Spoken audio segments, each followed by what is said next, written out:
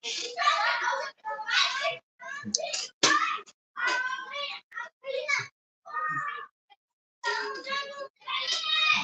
up? What up? What's cracking? What's going on with everybody? Just came to do a quick live real quick.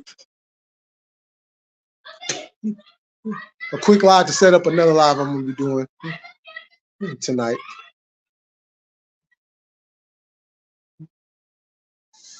Wait for some of the people to come up in here.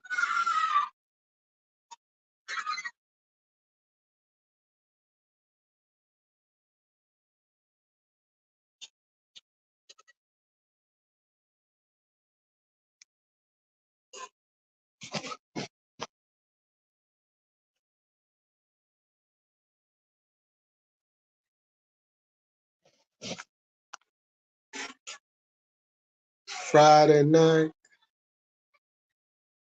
What's going on? Yeah. Oh, yeah. Let me say this real quick before I get into that. So, I was in the chat. I came into the live late on the YouTube Streets podcast just a little minute ago. And see, this is the shit I be talking about. Now, I said on my last live, I'm done with the drama. I have no drama with nobody. And then the motherfucker with the troll name, a disrespectful troll name, then here go Diddy wanna talk about so and so is in the house. I could have responded to it. I could have said something about it, but I'm not, because it just shows how Diddy is a petulant little child. Like, he just has to say something. His subtlety speaks volumes, but if you allow it to speak volumes. Me, on the other hand, I'm not gonna feed into that. So, yo, what's happening, Reckless? So, if Diddy want to keep on, and you know what I'm saying, whoop the whoop whoop, that's on Diddy. He's just gonna continue showing his immaturity. You know, I got bigger and better things I'm doing, that I'm working on, that I'm looking forward to. I'm not worried about some little Diddy who sound like nasty ass P. Diddy, who, by the way, if y'all haven't heard, yeah, he got some lawsuits he's gonna have to be dealing with here real soon. Yeah.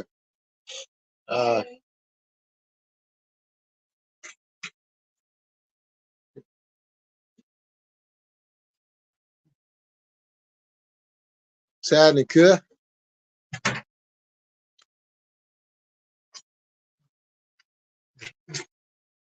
So, you know, that's hey, if you P. Diddy, your whole world's about to come crashing down. So maybe Diddy and Diddy can get together and suck on each other's ditties. So with that said, enough of them clowns. What's going on with y'all?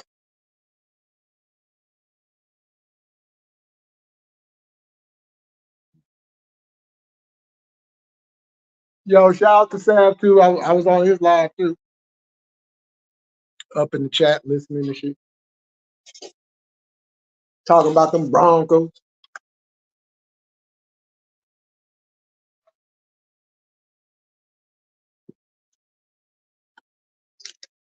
Yeah, I'm gonna be doing a live too, just strictly about the 49ers. We're gonna get into the nooks and crannies of that, and we're gonna cover all bases. We're gonna go back to the Dickie back in the day. We're gonna bring it up to the Super Bowl years, you know what I'm saying, from the 80s and 90s. We're gonna go through the bad years with Mike Nolan. I don't know what it was. It was something about, because we had Mike Nolan and Mike March, and both the motherfuckers suck. So we're gonna go through them years and the Singletary years, and the Harbaugh years, and then we're gonna get into the political controversy of the Kaepernick years. So we're gonna cover all of that, all of that. Cowboy Yoda, what's happening? Yeah, hey, I just yeah, you seen Collision and SmackDown ran head to head. Great time. Oh, I don't know when I'm gonna do it, but it's gonna be soon. Not much about to step outside and smoke real quick. I'm gonna tap in. Oh yeah, shit. That's what I'm doing right now.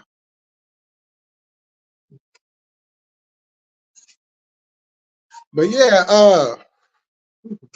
I came up on here because I'm gonna be doing a late night live tonight, right? I'm gonna be doing a late night live, uh, and it's gonna be story time. It's gonna be story time. I'm gonna give y'all you know, it's a brief history, but history nonetheless, of the Polo Clique coming up out of the central of Fairfield, California, my neighborhood. You know, um, it was one of them things. You know what I'm saying? Like, hey, shout out to the Polo Clique though. You know what I'm saying? Shout out to everybody that was a part of the Polo era. You know what I'm talking about? Shout. As a matter of fact, the homie, you know what I'm saying? He's part of that too. That is going to be coming on. Um, you know what I'm saying? Shout out to RP. Shout out to Barlow. Um, man, rest in peace to the homies. You know what I'm saying? Shout out to Eric. You know what I'm saying? Yeah.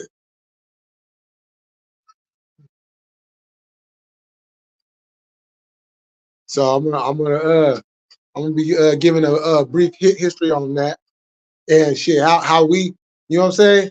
It wasn't nothing big, but it was something that people definitely was paying attention to. You know, because you can always tell. You know what I'm saying? It's like this. You can make noise in the streets and you could gain your reputation off of that because people are seeing and they're hearing and they're recognizing. But the other way you can get your name is them house parties. Them house parties. Because usually at the house parties, it's every fucking neighborhood in the town at them house parties. You feel me? And you might even get some hoods from out of town coming through. You know? So I've been wanting to tell that story for a while. You know what I'm saying? Because I gotta give some shine to the Polo homies. And yeah, that shit was fun. You know what I'm saying? I'm gonna talk about the click version of them. You know what I'm saying? We did have the females. We did have the females, and they had their own little thing going too. So yeah, you know what I'm saying? So I told y'all I was gonna be coming with them stories. So we'll come with another one.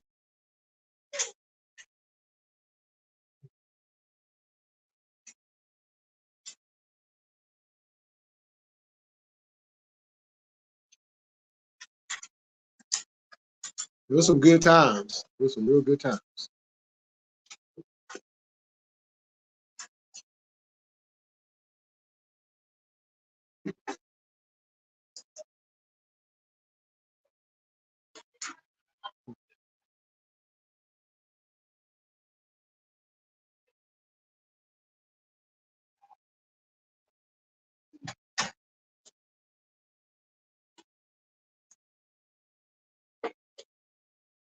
I'm about to tap in for sure. That's me. Oh, okay, for sure, for sure. Yeah. Yeah, we were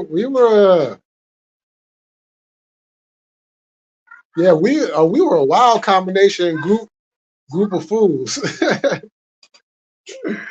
You know what I'm saying?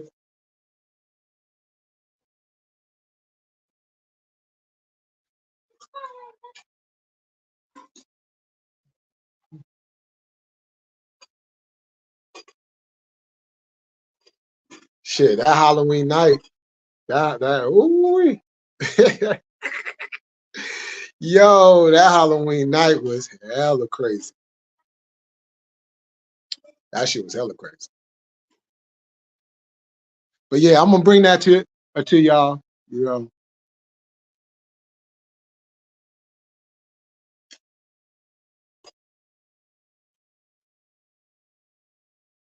But I want to say, yo, once again, I appreciate everybody that was in the live yesterday.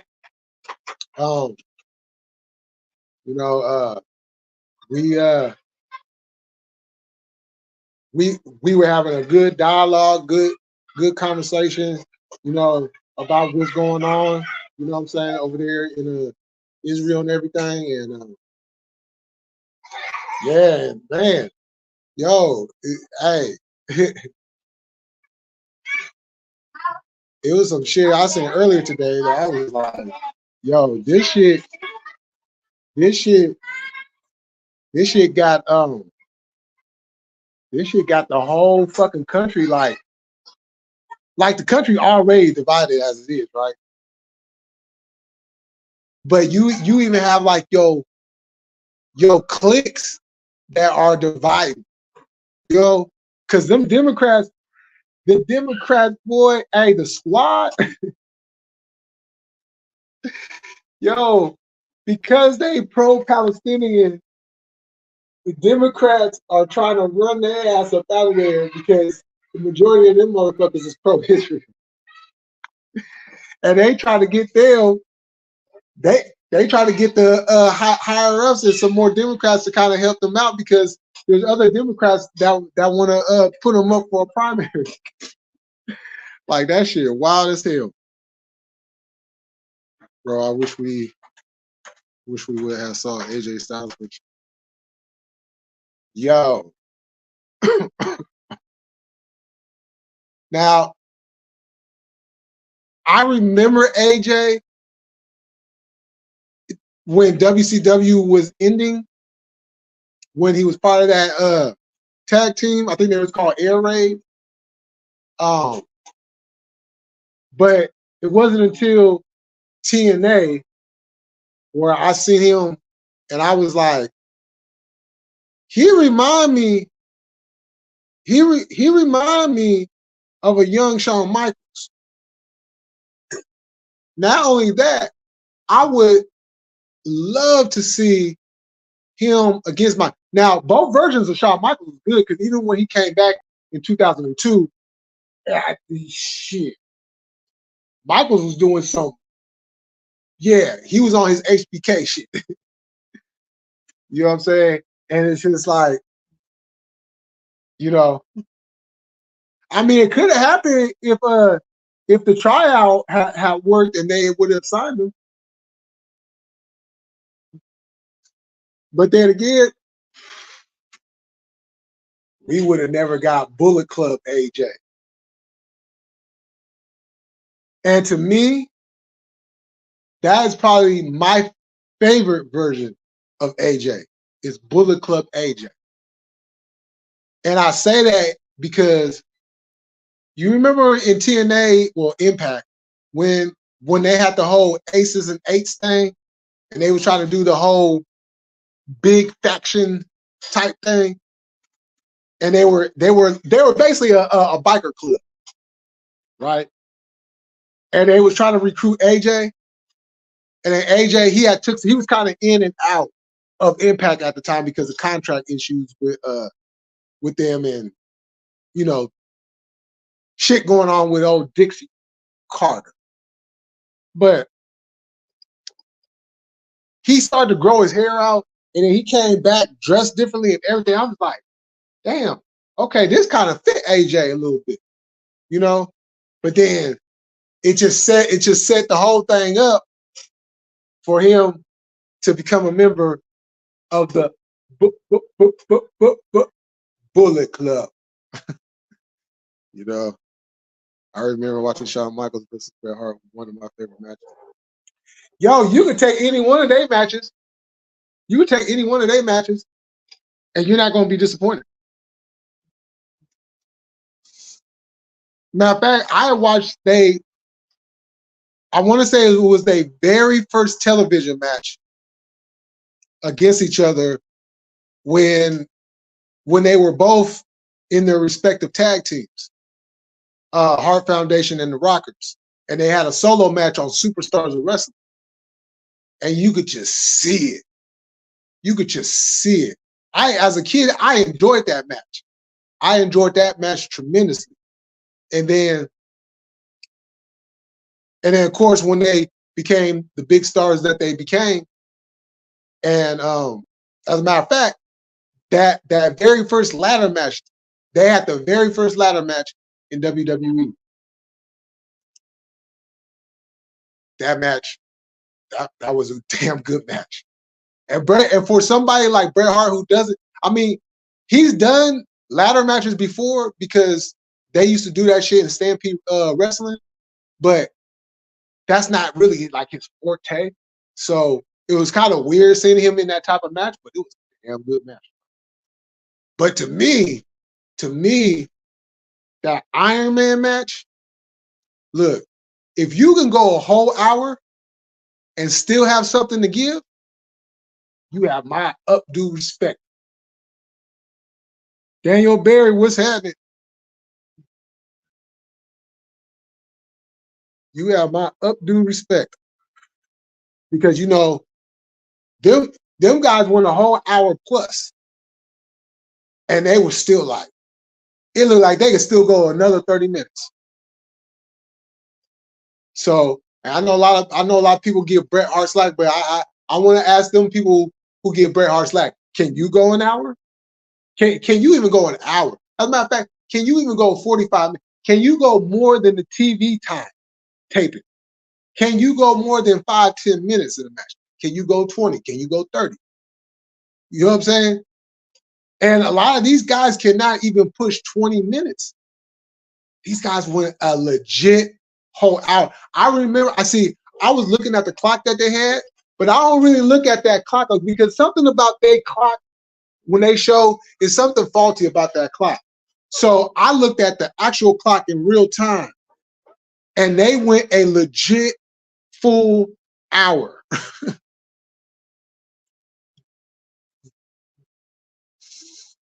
Too sweet.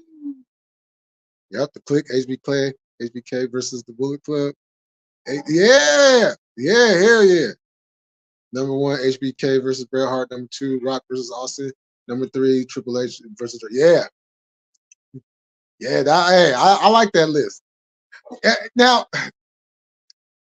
Triple H and The Rock, I like the rivalry, but I think I love their promos more than because their matches was pretty much the same. It was still good matches. You know, they might add a little something. They might do like the same move, but change it up a little bit to kind of modify it. But it was pretty much the same match all the time. You know what I'm saying? They didn't really do too much anything different.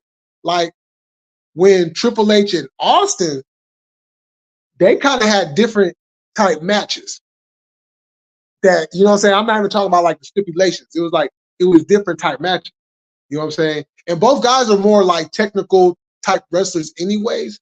So, and I think Austin's character kind of got lost because Austin is really a technical wrestler, but he just put on the persona of just a badass, I'll kick your ass, stomp you in the mud hole, and walk you dry type motherfucker. You know?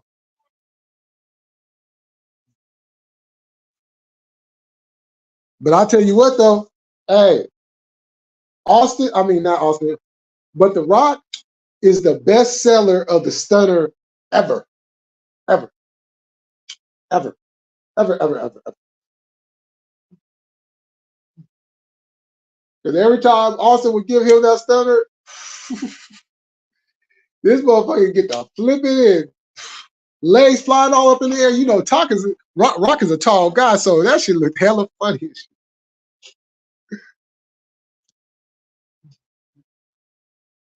I feel like they were more hardcore. Yeah. Nah, they were. They were most definitely. You know. And they had to do they had to go in that direction because that's where everything was at. You know what I'm saying? All the little kitty, you know what I'm saying? Like, no, we want to see somebody get smacked in the head with a steel chair, damn it. Those Hell in a Cell. Yeah. Hey, the first series of Hell in a Cell matches, bar none.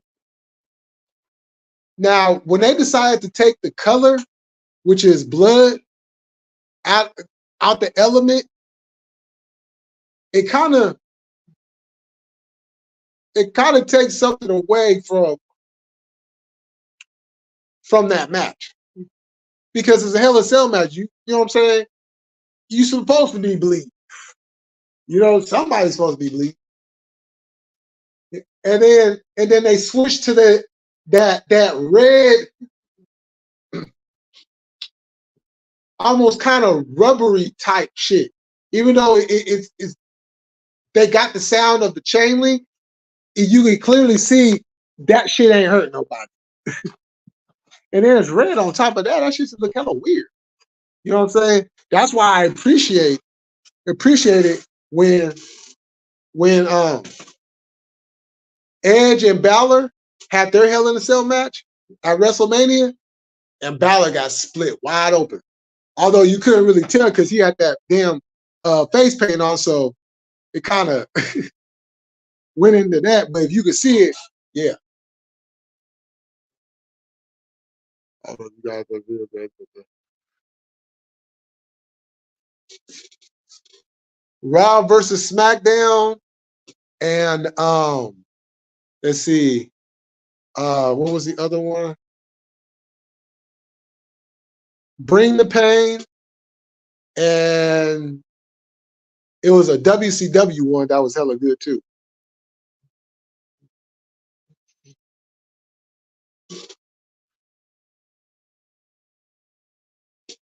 Oh yeah, well shit.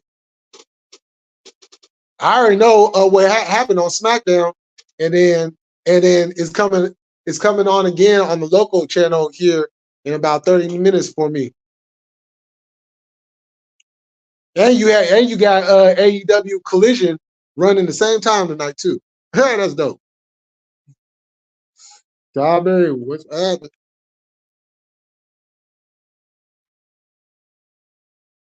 Yeah, they would call it the he called it the casket match, or they call it the casket. Everywhere else is called a coffin match.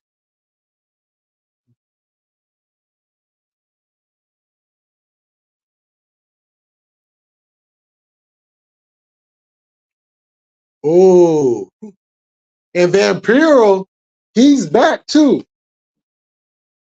He's back too. I see him out there in Mexico. I see him out there.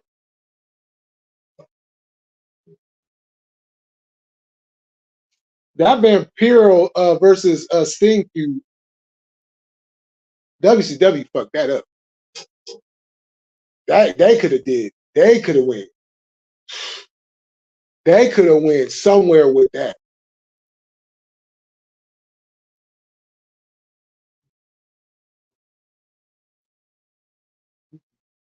Shit. I got a dream match for you.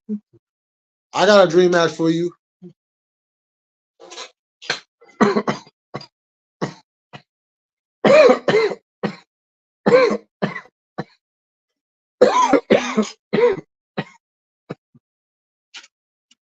Darby Allin,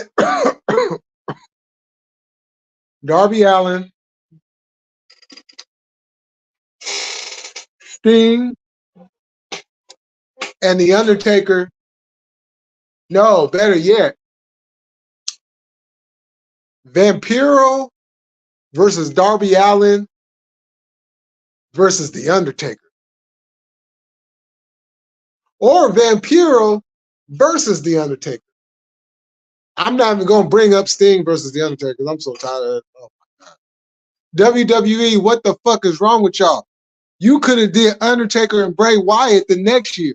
Why the hell? Well, actually, yeah, you could have did that, or you could have did that on another pay-per-view. You had the opportunity to give the fans something that they have been craving for. Sting versus The Undertaker, and because politics, it was Sting versus Triple H, and y'all had to rewind the whole WCW, rest in peace, Scott Hall, versus WWE. I mean, I don't understand it. It would have been. It would have been. But the only way that's going to happen is if you play it on one of the video games. You know?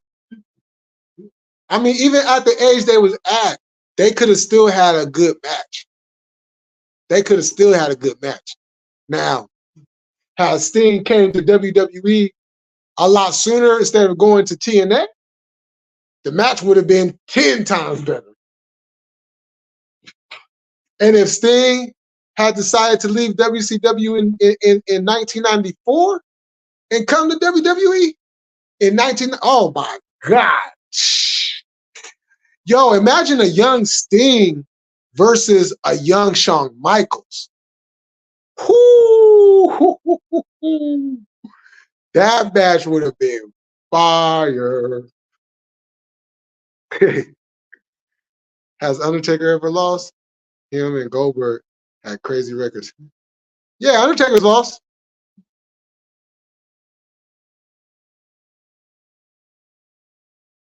Yeah, he's taking some L's in his time. Now, I agree with him losing against Brock at WrestleMania. If you was going to have him lose at WrestleMania, you should have had CM Punk do that. But we know why they didn't want Punk to do that. Well, sorry, WWE, but he's still 434 days record is still in your record books. Sorry, still that. And WWE, sorry, but he's the one that put butts back in the seats when you was losing viewerships. They put the people back in front of the TV because they want to see CM Punk. He did that.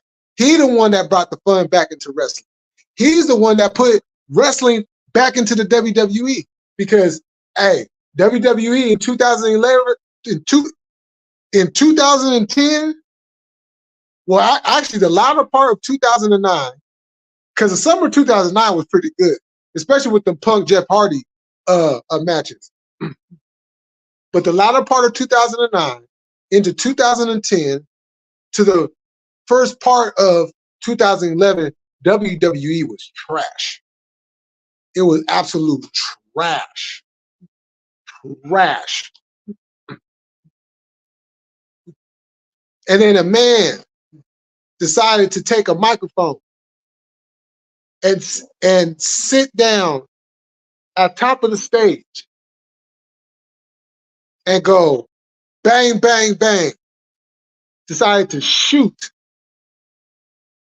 And it was a work shoot, as we know. If you know, you know, it was a work shoot. But nonetheless, it was a shoot. And from that one promo, set off a whole trend. The Summer of Punk is what they call it. Now, the only problem I had with that, it was a couple things that I had a problem with that. A, you leave, but then you come back 2 weeks later. I would have stayed gone for at least a good month or two. At least another month, you know what I'm saying? At least 4 months, or somewhere where it was long enough to where, because you know they was going to do another WWE champion. So how that person thinking that they're the real WWE champion, how do people kind of ease away and kind of forget about that you're a WWE champion and then come back and then bam, boom, there you go. That was my first problem. My second one was, why would you have Alberto Del Rio cash in on him after he just won the undisputed championship match against John Cena at SummerSlam. I didn't get that part. I didn't get that part. And then you have him lose against Triple H. Politics and wrestling is a motherfucker, y'all. You know. But nonetheless, he brought this viewership back to WWE. #1 seller in merch. At the time, longest reigning WWE champion in the last, at that time, 25 years. I mean, come on now. And you fucked him over. And then he left for 7 years. Came back. And then AEW fucked him over. But you know what, though? Tomorrow night, this next week, yo, if they bring the devil in tomorrow night on the pay-per-view, hey, the rumor mill been going. If it ain't Survivor Series, shoot, could it be Punk under the? Could the swerve really be on? Yeah, that's another one. Yeah, if you were going, yeah, I agree with that. I definitely agree with that. Who's the biggest wrestler? Oh, it's Andre. Andre the Giant. What period was it? Yeah, that's probably why you did this. Because that shit is 2009, 2011. Actually, he not. Yokozuna was. That boy was like 600 pounds. Jordan Taz, what's up?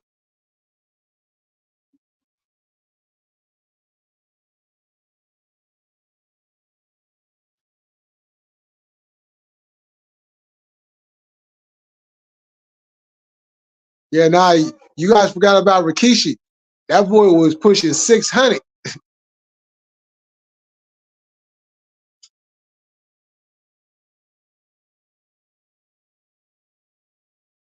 Yeah.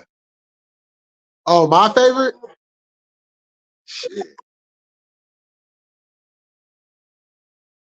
I don't know.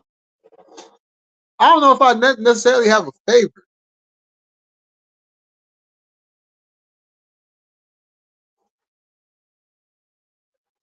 But hey, y'all, I gotta go. I gotta charge this phone up. Like I said, I will be back up later on tonight. So if you're still up, come on through, come kick it. Let's have a good time. Hey, we could talk some more wrestling too. You know, this is an open night tonight. So with that said,